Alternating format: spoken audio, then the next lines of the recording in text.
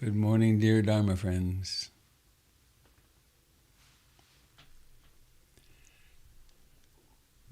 It's Wednesday, the 20th of October. That music is by Leela Gilday, who is a First Nations person who lives in Nunavut, which used to be the Northwest Territories in Canada. She was just setting off into a world career as an opera singer. And her teacher told her she had to stop singing those native songs and focus on her opera, otherwise she'd never become anybody. And so she quit and went to be with her family and has become an amazing voice for the indigenous people. And the people singing in that are her family, the background. Quite something. So today will be a shorter gathering than usual. Jim and I both have a National Buddhist Teachers Conference to attend. It started now, the meditation, but the first session starts at 7:30. So I think what I will do at 7:30 is just ring the bell a couple of times, maybe a moment of sharing merit, and then go there. I will be back here tomorrow morning, and I don't know what I'll do. I think we'll see. I'm a little bit less than enthusiastic about this conference because I'm really tired of Zoom. And Zoom in a kind of, anyway, blah, blah, blah. We'll see. Maybe I'll become totally engaged. A short story I don't know the origin of. Oh, maybe just a reminder of this. My class on this, we'll be reading this book and also really encouraging people to dive deep into their meditation practice. I don't know that it's on the web yet. It was in the digest last week. I need to check and get that out there. This is an amazing, wonderful book. It's not long. It's remarkably short, actually. But it goes through each of the Four Noble Truths and the teaching on anatta and karma. And it's foundational, really. So I encourage you to participate in that. Wednesday nights. Now I find myself hurrying. Isn't that funny? Have to hurry now because we have less time. I could just take a deep breath.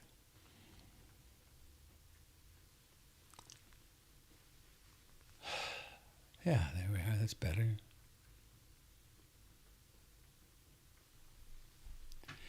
The story goes that once a cobra was so impressed by the gentleness of a monk who lived in a forest hermitage nearby that he asked to become a disciple.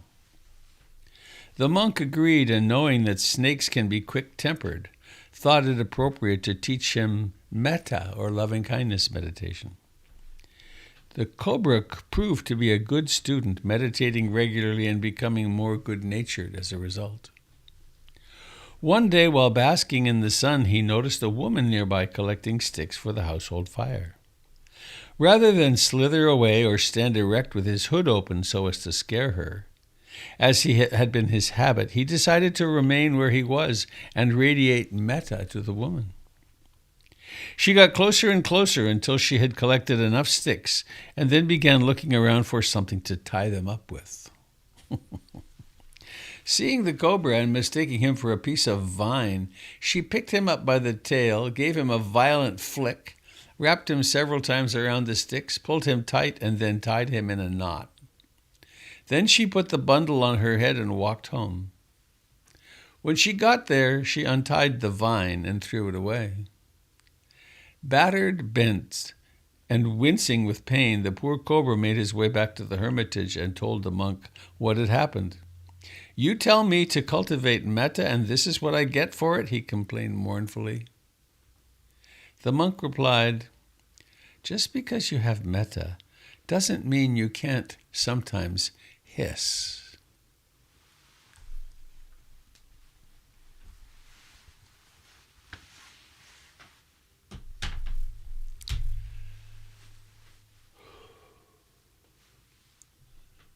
forgot to turn on the record. There we go. Recording Now in it's on. progress. Now it's on. So, dear friends,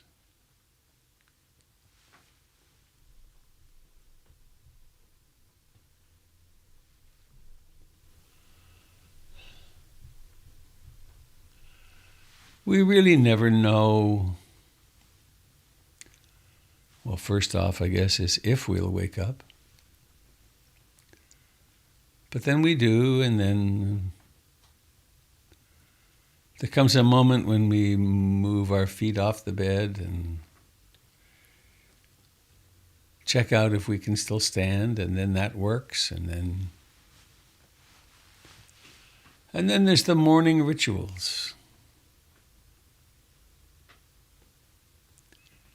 And then we make our way through the night, through the darkness, to our meditation spot. And we discover that our friends have also roused themselves.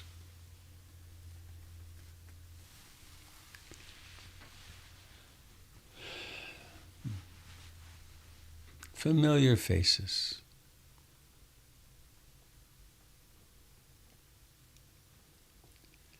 Familiar faces of people who understand. Who understand the extraordinary importance of taking stock in the morning.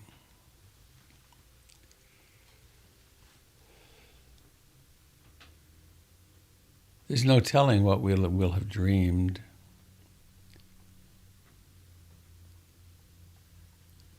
And so we come to take a comfortable upright posture.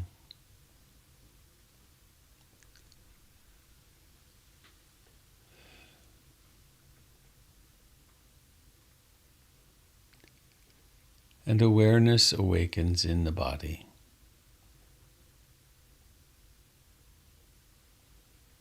There's absolutely nothing fancy about it. It's just this.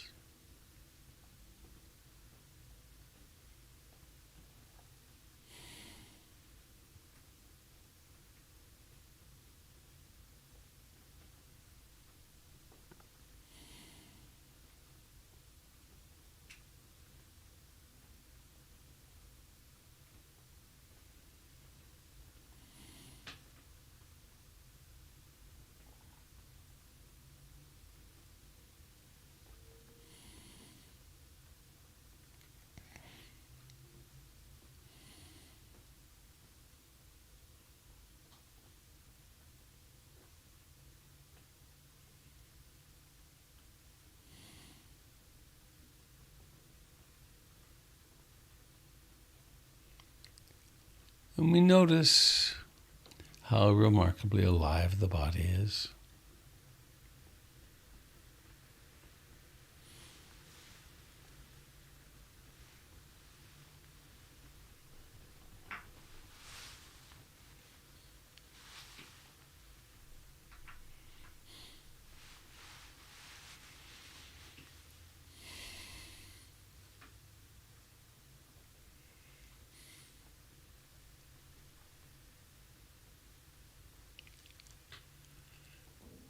Ever since that moment when our mothers could no longer breathe for us,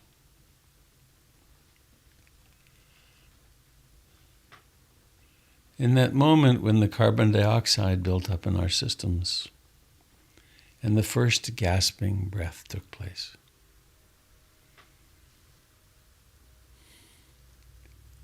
ever since then, in an unbroken chain, there has been this coming and going of the breath.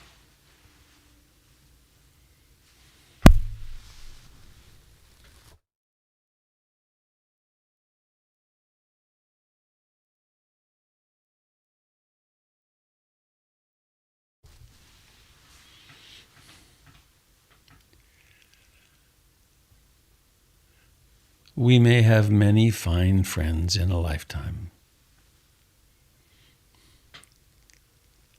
but none so close, so dependable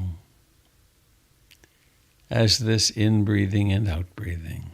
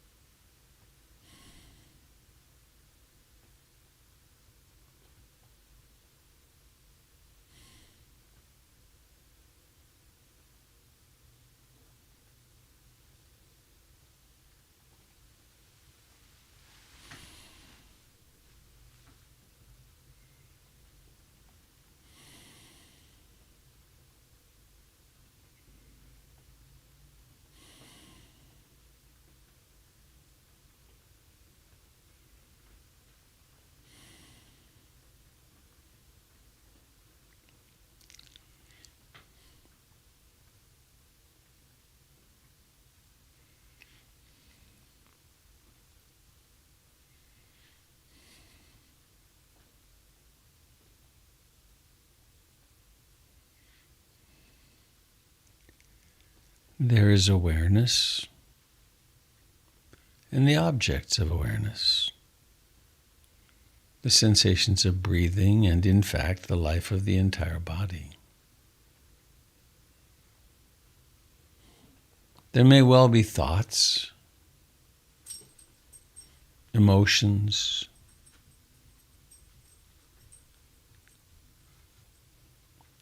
liking and disliking of things,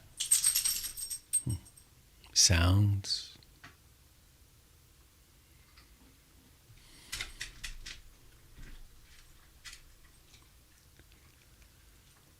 For this time of meditation, none of it matters. None of it is worth clinging to or identifying with.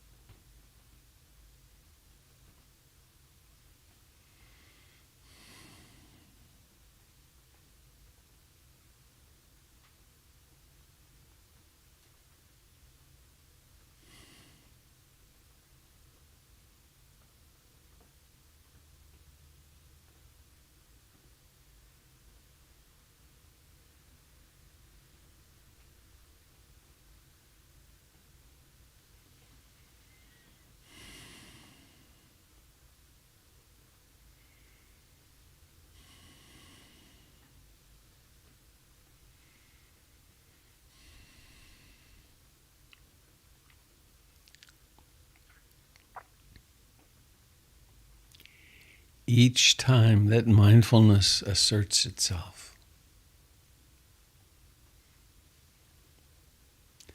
Each time there is a waking up from one dream or another,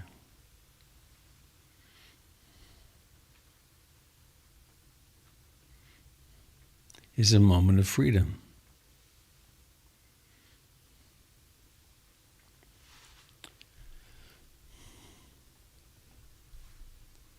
The Buddha is said to have said, the taste of this path at the beginning is the taste of freedom. The taste in the middle of the journey is the taste of freedom. The taste at the end is the taste of freedom.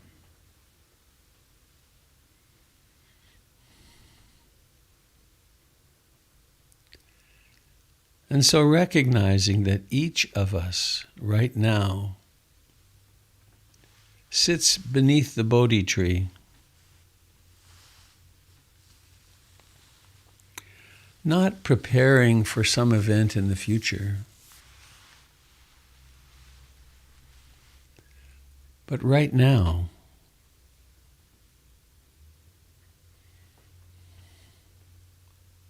being present. Being.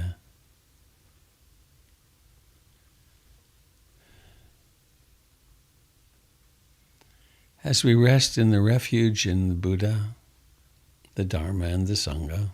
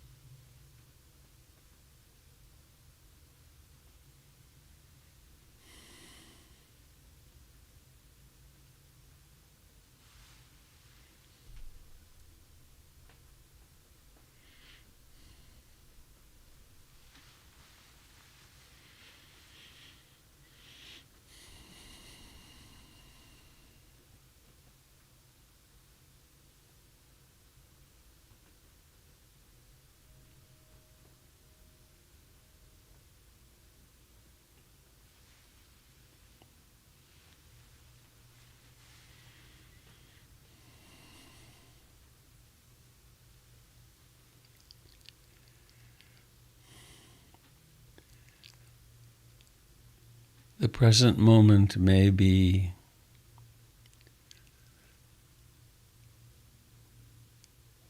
populated by experiences which are pleasant.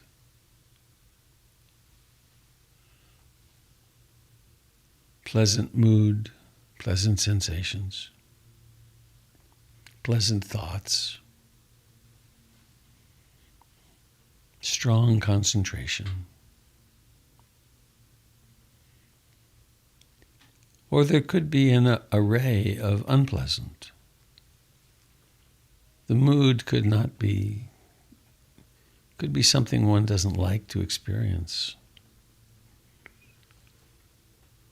There could be some crisis afoot and the thoughts are filled with anxiety. There could be leftovers of anger from a conversation.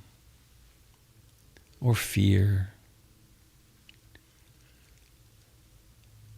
Noticing the pleasant and unpleasant nature of these phenomena.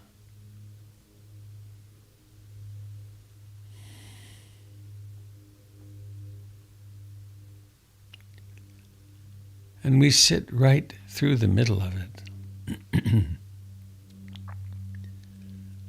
And this is the birth of equanimity.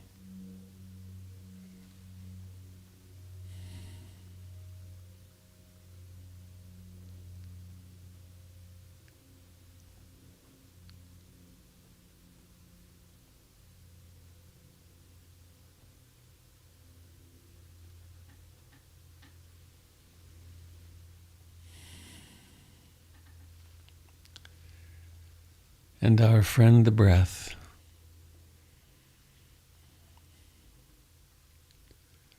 sings the song of impermanence, breathing in and breathing out.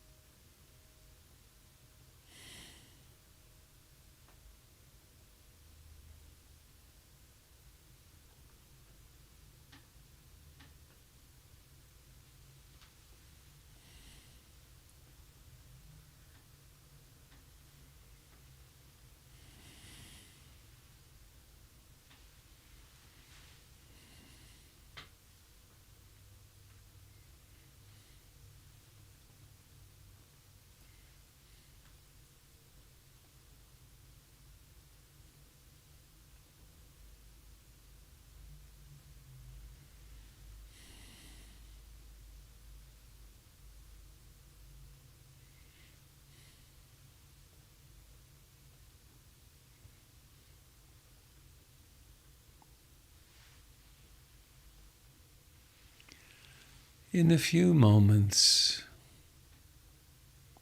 the gong will ring.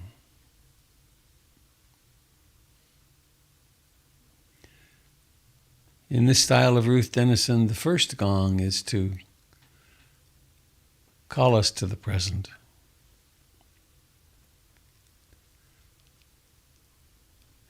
Notice how the gong appears out of nowhere.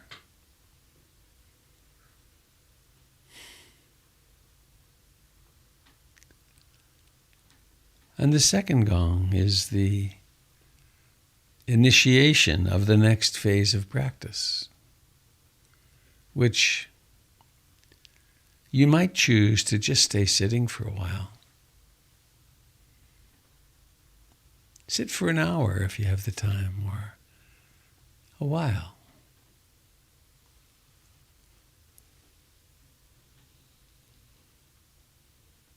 And then when the time comes to move on to your next activity, move into it gracefully, slowly. Take with you all the mindfulness and love and compassion of this moment into your entire day.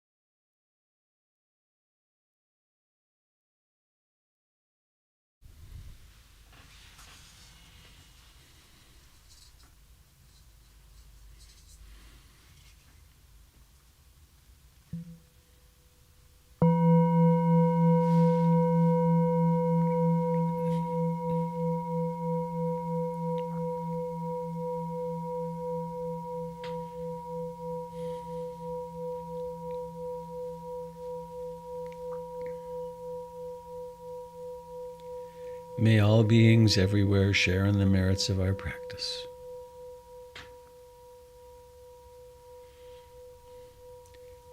May we take our practice into life such that we leave behind us a wake of kindness, of generosity, of patience, of loving kindness and compassion.